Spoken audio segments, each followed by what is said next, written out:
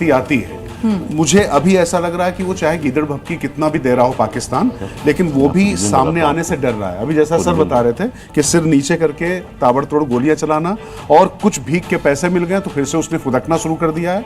लेकिन मैं फिर कह रहा हूं कि भारत ने इस बार जो तैयारियां की हैं, चारों तरफ से जो घेरेबंदी की है, हम पूरी कोशिश कर रहे हैं कि कम से कम हमारे जान माल की हानि हो, और सामने की तरफ भी हम सिविलियंस को नुकसान नहीं पहुंचाना चाहते हैं। परंतु ये जो परिस्थितियां, जो ये तस्वीरें आप देख रहे हैं, इसके लिए विवश किया गया है। और अगर आपने विवश किया है तो ठीक है, बिना नमानत जल चढ़ गए 3 दिन बीत, बोले राम सकोप तब भय बिन होए न प्रीत। तो प्रेम तो हम करवा लेंगे तुमसे, भय से अगर तुम मानते हो तो उससे भी हम करवा लेंगे। अब ये जो बात आप देख रहे हैं कि इतना अपफ्रंट होकर जब रक्षा मंत्री, सीडीएस और तीनों वो, और आप देखिए नैरेटिव कितना भी उल्टा सीधा बनाए, लेकिन हमारी जो दो मतलब जो है वीरांगनाएं हैं, जिस तरीके से सामने आ रही हैं, हमने अपनी शक्तियों को उतार दिया सामने। सोफिया कुरैशी कर्नल और विंग कमांडर जो है व्योमिका सिंह, वो आकर आपका जवाब दे रही, बात कर रही। तो आप ये देखिए कि मोरल जो है वो क्या है, हमारी आर्मी क्या है, हमारी वायुसेना क्या है, हमारी नेवी क्या है, और उस तरफ क्या चीजें आ रही हैं।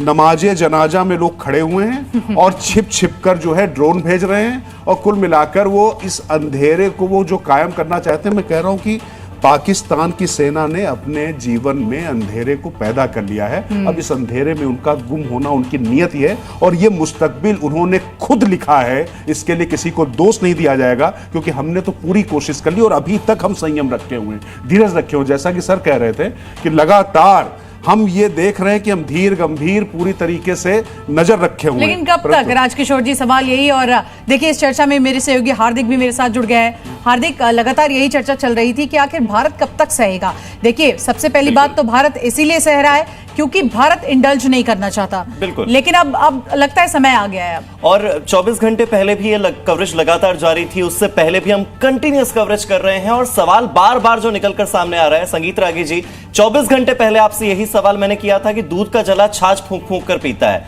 मगर पाकिस्तान की स्थिति तो वैसी भी नजर नहीं आ रही।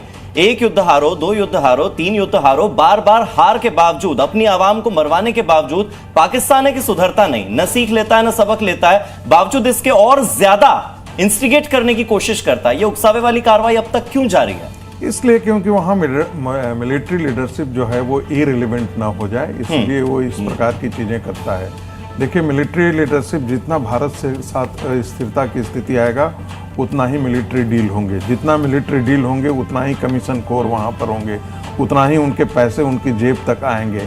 जब वहाँ पर पॉलिटिकल एस्टेब्लिशमेंट और मिलिट्री एस्टेब्लिशमेंट दोनों के बीच में एक अद्भुत रिश्ता है।